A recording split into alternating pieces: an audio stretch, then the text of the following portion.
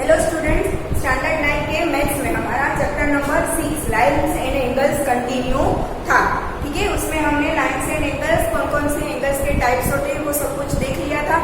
Exercise 6.1 का question number 1 भी हमारा कंप्लीट हो चुका था। हम पहुंचे थे क्वेश्चन नंबर 2 पे। Exercise 6.1 question number 2। ठीक है, question number 2 is in figure. बाजू में आपको 6.14 फिगर नंबर 6.14 जो फिगर है आप साथ में टेक्स्ट बुक रखो और देखते जाओ। ये फिगर यहाँ पे जो दी है वो आपको बुक में ड्रॉ करनी है। ठीक है, फिगर यहाँ पे जो दी है वो बुक में ड्रॉ करनी है। हमें क्या दिया है, line X Y and M N intersect at O. ये line X Y and line M an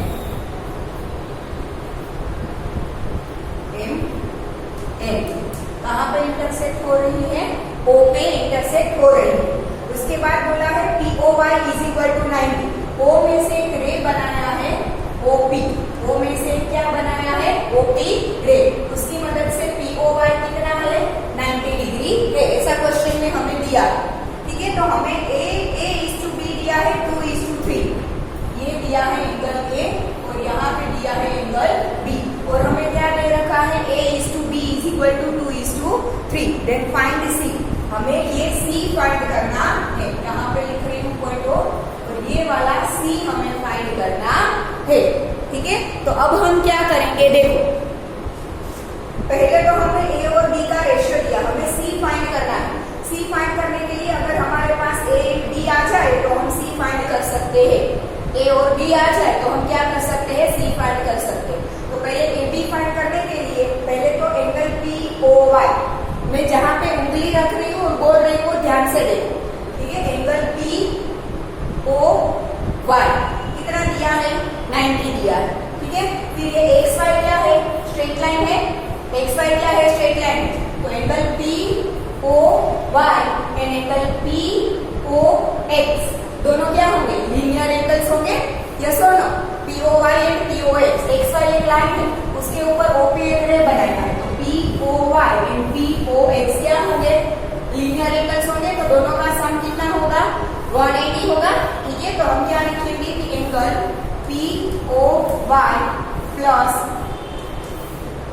angle P O X is equal to 180। कैसे 180 हुआ वो मैंने आपको आगे के लेक्चर में भी बोला था कि आप जो भी स्टेप लिख रहे हो वो कहाँ से आया उसका रीजन लिखना है। ठीक है, तो हमें क्या है पीओ वाई पर प्लस पीओ एक्स 180 लिखा हमने। क्यों, क्योंकि वो था लीनियर पेयर ऑफ एंगल्स। ठीक है, तो यहाँ पे क्या आया ना, linear pair of angles.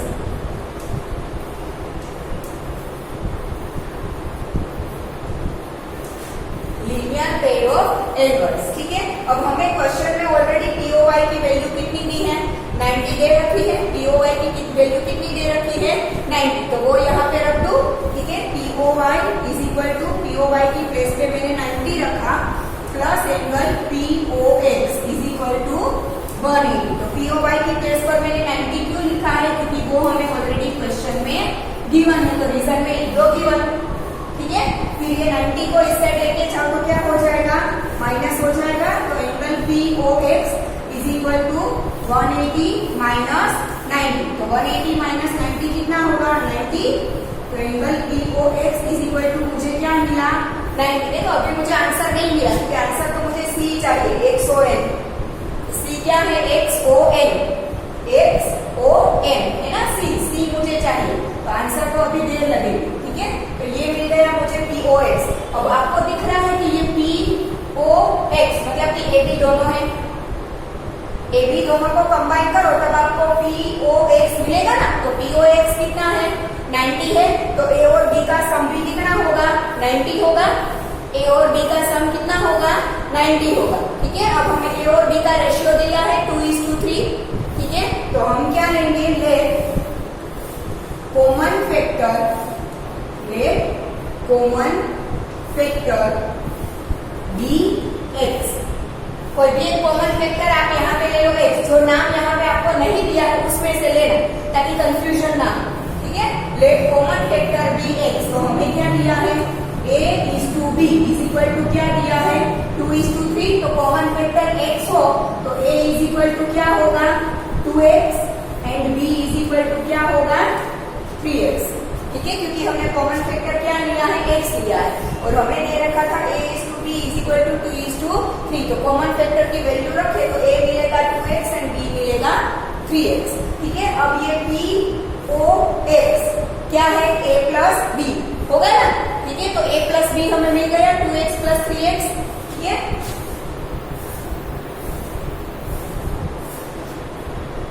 Angle POX is equal to angle A, angle नहीं आएगा, क्या आएगा, only A plus B। POX is equal to A plus B होगा, ठीक है। हमने ये कहां से लिया, तो फ्रॉम फिगर, फिगर के ऊपर से हमें दिख रहा है कि POX है वो A प्लस B है, ठीक है। अब A और B की वैल्यूज रख दो, A की जगह पे 2x और B की जगह पे 3x, ठीक है।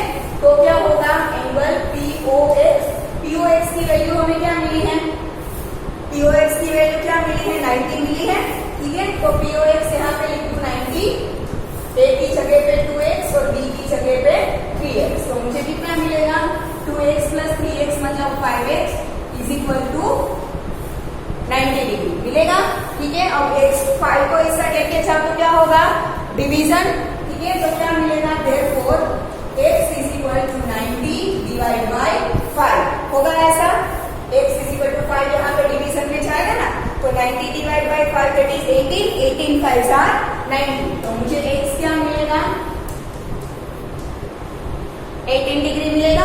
वो x की वैल्यू a और b में रख दूं तो a और b एंगल मिल जाएगा, यस और नो, ठीक है।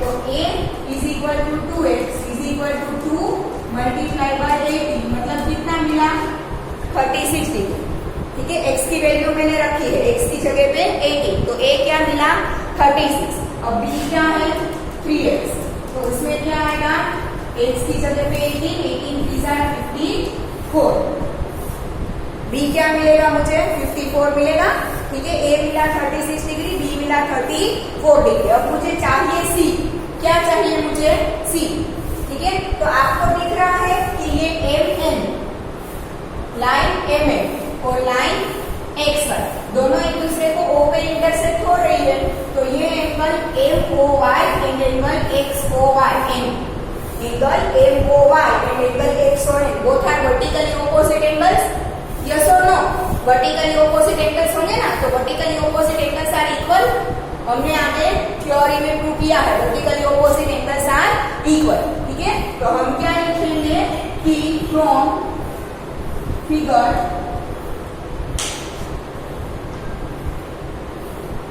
फिगर ना लिखे तो भी हम लिखेंगे line MN and XY intersect each other at O, MN and XY, ये लाइन MN, ये लाइन XY एक दूसरे को कहां पे इंटरसेक्ट कर रही है, O पे कर रही है, तो angle MOY and angle XON, मेरी उंगली फिर रही है वो देखना, MOY एंड एंगल XON दोनों क्या हो गए, vertically opposite angles, and vertically opposite angles कैसे होते हैं, इक्वल होते हैं, ठीक है। Therefore angle MOY and angle XON are vertically opposite angles.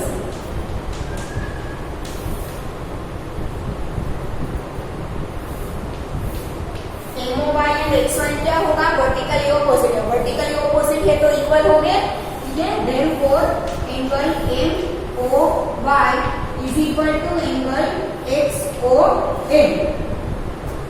MOY is equal to क्या होगा, XON। अब MOY क्या है, a प्लस 90, MOY आपको दिख रहा है, ये पूरा MOY है, क्या है a प्लस 90, MOY की जगह पे a प्लस 90 और XOY क्या है, C है, हमें C चाहिए, ठीक है। तो MOY क्या होगा, a plus 90 is equal to XOY क्या है, C। अब a की वैल्यू कितनी है 36, a कितना है 36, तो यहाँ पे रख दू, तो C इज इक्वल टू क्या मिलेगा मुझे, a की प्लेस पर 36 प्लस 90, ठीक है, तो C is equal to 36 plus 90 कितना होता है 126। जो चाहिए था वो मिल गया, C इज इक्वल टू 126। ये पूरा क्यों करना पड़ा, क्योंकि मुझे A चाहिए था, ठीक है, A मुझे चाहिए था, तो उसके लिए पहले POX फाइंड किया, POX में से मैंने X फाइंड किया, X में से मैंने A फाइंड किया, A की वैल्यू रखी तब मुझे C मिला। ये डायरेक्टली C तो नहीं मिल सकता, स्टेप बाय स्टेप करना पड़ेगा ना। समझ में आया सबको? पहले मैंने क्या किया, ठीक है, पहले मैंने क्या किया कि POY एंड POX क्या है, लीनियर पेयर ऑफ एंगल्स है, तो दोनों का सम 180। अब POY ऑलरेडी हमें 90 गिवन है, ठीक है, तो उसके ऊपर से POX भी क्या मिलेगा मुझे 90। अब POX क्या है A प्लस B, और AB का रेशियो 2:3 दिया है, तो A 2x and B 3x।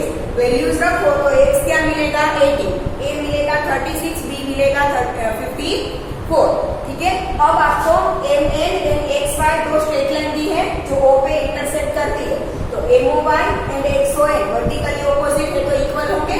अब MOY मतलब A प्लस 90, ठीक है, एंड XON मतलब C। A मिला 36, वैल्यू रख दी तो C मिल गया 126। आ गया सबको समझ में? लिख लो, फिगर भी ड्रॉ करनी है। हाँ, ये ऊपर का नहीं बनाओगे तो चलेगा।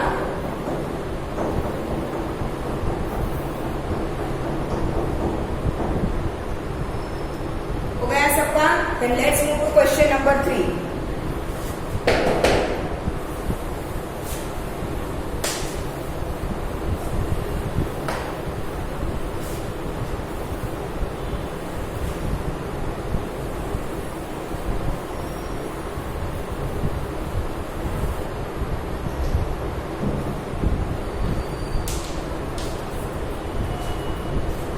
Question 3 is in figure PQR and PRQ equal. Angle PQR is equal to angle PRQ. Then prove that PQS is equal to PRT. पहले तो हमें फिगर जो दी है वो ड्रॉ कर देते हैं। एक स्ट्रेट लाइन है, इसके ऊपर एक ट्रायंगल बनाया है, ठीक है, यहाँ पे है पॉइंट P, यहाँ पे Q, यहाँ पे R, यहाँ पे S और यहाँ पे T, और ये एंगल PQR एंड PRQ क्या दिए है, इक्वल दिए है।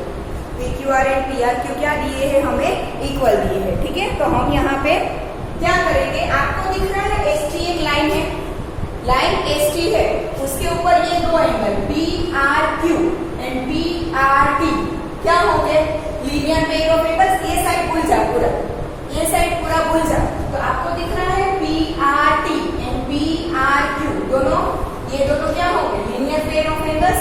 और लीनियर पेयर ऑफ एंगल्स का सम क्या होता है 180।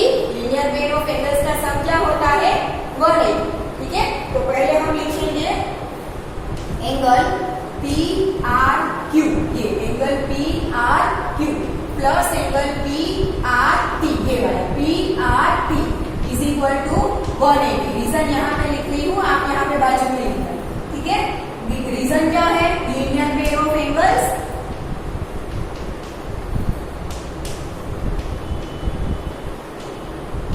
लीनियर पेयर ऑफ एंगल्स, ठीक है। अब इसे दे दो इक्वेशन नंबर 1, इसे मैंने क्या दिया, इक्वेशन नंबर 1, ठीक है। अब दूसरी मुझे यहाँ पे ये साइड भूल जाओ, अब क्या करोगे, ये साइड भूल जाओ, ये साइड यहाँ पे मैं भूल जाऊं, तो यहाँ पे ये PQR एंड ये PQS वो भी दोनों आपको लीनियर दिख रहे हैं, ये PQR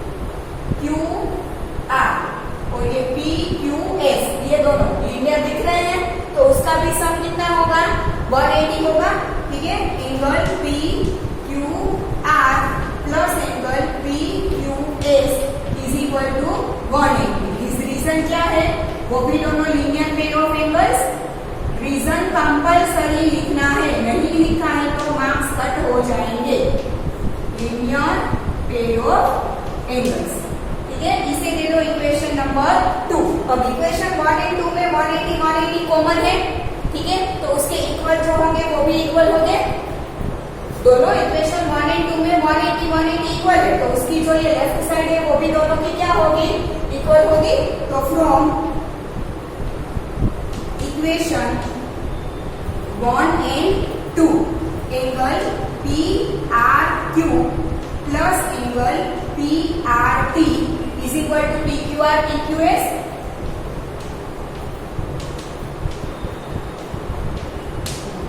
अब मुझे क्वेश्चन में क्या दिया है कि P Q R is equal to P R Q, ऐसा क्वेश्चन में ऑलरेडी दे रखा है, देखो ठीक है। तो मैं क्या कर रही हूँ, ये पी क्यू आर की जगह पे पी आर क्यू लिख रही हूँ।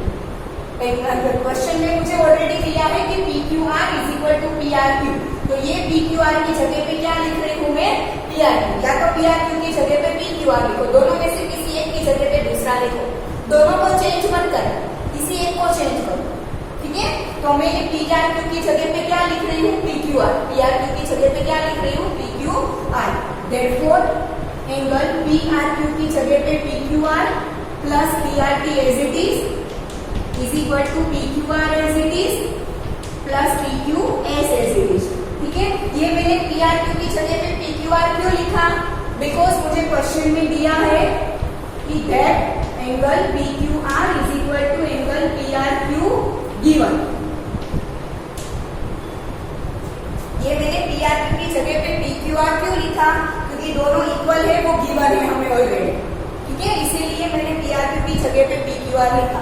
अब आपको दिख रहा है दोनों साइड पी क्यू आर आ गया है, दिख रहा है, यहाँ पे भी पी क्यू आर, यहाँ पे भी पी क्यू आर, तो दोनों साइड सेम हो वो कट हो जाएगा, जो दोनों साइड जो सेम है वो क्या हो जाएगा, कट हो जाएगा। तो क्या बचा, P R T is equal to P Q S, equal cut हो गया, तो इस साइड बचा P R T is equal to इस साइड क्या बचा, पी क्यू एस, ठीक है। यहाँ पे बचा पी आर टी, यहाँ पे पी क्यू एस, तो P R T is equal to P Q S. हमें प्रूव क्या करना था, देखो P Q S is equal to P R T, that means P R T is equal to P Q S, ठीक है। Therefore P Q S is equal to P R T. मैंने क्या किया, इसको इस साइड लिख दिया, इसको इस साइड लिख दिया, ठीक है। तो ये हो गया prove and prove.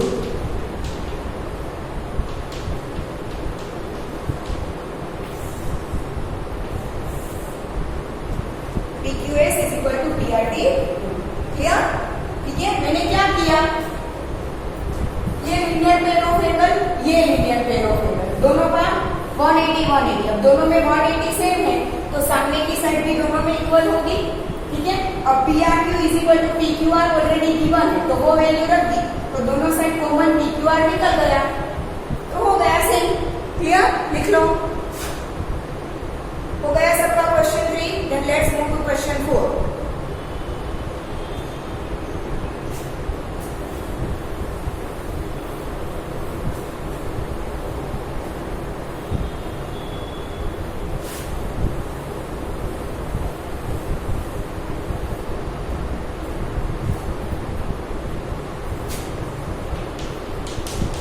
Question number 4 में फिगर दिए हैं, उसमें हमें 4 एंगल्स दिए हैं, X Y Z and W. अब क्या बोला है कि X plus Y is equal to W plus Z, then prove that A O B is a line. A O B को हमें एक लाइन है वो प्रूव करना है। देखो फिगर कैसी दी है, ऐसे, ये है लाइन ए बी, ये लाइन क्या है, ए बी। ए बी के ऊपर एक है यहाँ पे पॉइंट ओ, ए बी के ऊपर का है एक पॉइंट ओ। अब ओ में से एक रे ऊपर जा रहा है, ओ में से एक रे ऊपर जा रहा है, उसे नाम दिया है ओ सी। एक रे ऐसे नीचे आ रहा है, उसे नाम दिया है ओ डी, ठीक है। अब ये जो एंगल बना, ये है एक्स, ठीक है, ये एंगल है वाई, ये एंगल है जेड और ये वाला एंगल है डब्ल्यू, ठीक है। तो हमें दिया है X plus Y is equal to Z plus W, ऊपर के दोनों का सम इज इक्वल टू नीचे के दोनों का सम। तो ये लाइन ए ओ बी एक स्ट्रेट लाइन है, ऐसा हमें प्रूव करना है, ठीक है। तो कोई भी लाइन स्ट्रेट लाइन कब होगी, जब उसके ऊपर के दो कंसेक्यूटिव एंगल का सम 180 होगा, तब वो लाइन क्या होगी, स्ट्रेट लाइन होगी। एक्सियम 6.2 याद करो, एक्सियम 6.2 वही है ना, देखो axiom 6.2, if the sum of two adjacent angles is 180 then the non common arms of the angles form a line है, ठीक है। अगर ये दो एडजेसेंट एंगल है एक्स प्लस वाई, बाजू बाजू के जो दो एंगल होते हैं उसे क्या बोलते हैं, एडजेसेंट एंगल्स बोलते हैं, ठीक है। तो एक्स एंड वाई ये दोनों क्या है, एडजेसेंट। अगर इन दोनों का सम 180 है, दैट मींस एओबी क्या है, लाइन है, एक्सियम 6.2 से, ठीक है। तो पहले तो हमें क्या दिया है, x plus Y is equal to Z plus W. ठीक है, तो हम क्या करेंगे, देखो ये angle x, y, z and w चारों एक पॉइंट पे मीट हो रहे हैं, यस और नो, चारों यहाँ पे पॉइंट O पे मीट हो रहे हैं और हमें पता है कि एक पॉइंट पे मिलने वाले सभी एंगल का सम क्या होता है, 360। कोई भी एक ही पॉइंट पे अगर उसके अराउंड जितने एंगल हो वो सारे एक पॉइंट पे मीट होते हो वो तो सभी एंगल का सम क्या होता है, 360 होता है। पता है ना सबको? ठीक है, तो ये angle x, y, z and w चारों यहाँ पे पॉइंट O पे मीट हो रहे हैं, मतलब कि चारों का सम क्या होगा, 360। ठीक है, तो पहले हम लिखेंगे कि we know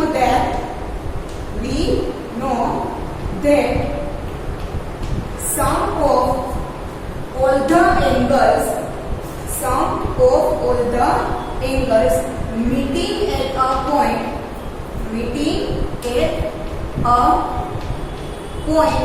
is 360।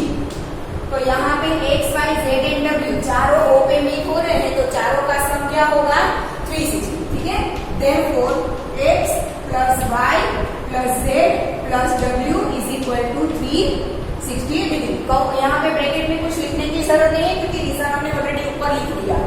ठीक है, अगर ऊपर लिखा है तो ब्रैकेट में लिखने की जरूरत नहीं है, ऊपर या नीचे नहीं लिखा है तो ब्रैकेट में लिखना पड़ेगा, एक बार आना चाहिए। ठीक है, दो बार लिखने की जरूरत नहीं। ठीक है, अब हमें क्वेश्चन में क्या दिया है, x plus Y is equal to Z plus W. हमें क्वेश्चन में क्या दिया है already, x plus Y is equal to Z plus W दिया है, तो z प्लस डब्ल्यू की जगह पे मैं x प्लस वाई लिख सकती हूँ ना, क्योंकि दोनों क्या है, इक्वल है। ठीक है, therefore x plus Y as it is plus z plus W की जगह पे मैं क्या लिख रही हूँ, x plus Y is equal to 360 as it is. अब z प्लस डब्ल्यू की जगह पे x प्लस वाई क्यों लिखा, वो रीजन तो लिखना पड़ेगा ना। ठीक है, क्या आएगा reason, because x plus Y is equal to z plus W which is b1। यहाँ पे लिखना पड़ेगा b1। ठीक है, x plus Y is equal to z plus W तो है, पर कहाँ से है, तो b1 दिया है उसमें से। ठीक है, तो x plus Y is equal to z plus W, इसलिए मैंने z प्लस डब्ल्यू की जगह पे क्या लिख दिया, मैंने x प्लस वाई लिख दिया। अब x प्लस वाई कितनी बार आया, दो बार लिखना है आपको, यहाँ पे x plus Y plus x plus Y, that means x plus Y कितनी बार आया, दो बार। तो मैं ऐसे लिख सकती हूँ कि 2 times of x plus Y is equal to 360। अब ये 2 नीचे जाएगा तो क्या हो जाएगा, division x plus Y is equal to 360 divide by 2। ठीक है, 360 divide by 2 is equal to 180। Therefore x plus Y is equal to 180। एक तो हो गया x plus Y is equal to 180 prove हो गया। अब फिगर में से आपको दिख रहा है कि x प्लस वाई एडजेसेंट मतलब कि बाजू बाजू के दो एंगल है। ठीक है, तो एडजेसेंट एंगल का सम 180 हुआ, दैट मींस कि दो जो नॉन कॉमन आर्क थे OB एंड OA वो क्या फॉर्म कर रहे हैं, लाइन फ्रॉम एक्सियम 6.2। ठीक है, ये x plus Y is equal to 180 हो गया proof. And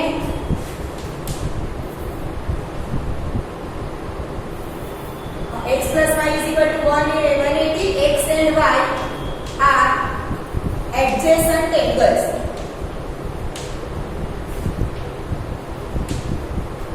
x and y are adjacent angles। ठीक है, वो दोनों adjacent angles है, बस ऊपर उसका सम भी हमने 180 प्रूव कर दिया। दैट मीन्स कि ये जो दो नॉन कॉमन आर्क है OB एंड OA वो क्या बनाते हैं, लाइन बनाते हैं फ्रॉम एक्सियम 6.2। ठीक है, तो हम क्या लिखेंगे, therefore OB and OA two non-common arcs form a line। ये हमने कहाँ से लिखा, एक्सियम 6.2 से, वो भी रीजन लिखना पड़ेगा। सेंटेंस लिखा है तो वो कहाँ से लिखा है। ठीक है, तो x and y are adjacent angles, वो तो फिगर से दिख रहा है, दोनों का सम भी 180 है। तो एक्सियम 6.2 से क्या होगा, OB and OA two non common arms form a line. Non common arms मतलब कि दो एडजेसेंट एंगल का जो कॉमन ना हो वो आर्म, कॉमन आर्म है OC, तो OB एंड OA क्या है, नॉन कॉमन आर्म्स। ठीक है, फॉर्म अ लाइन। तो क्या हो गया, हमें क्या प्रूव करना था, AOB is a line. therefore AOB is a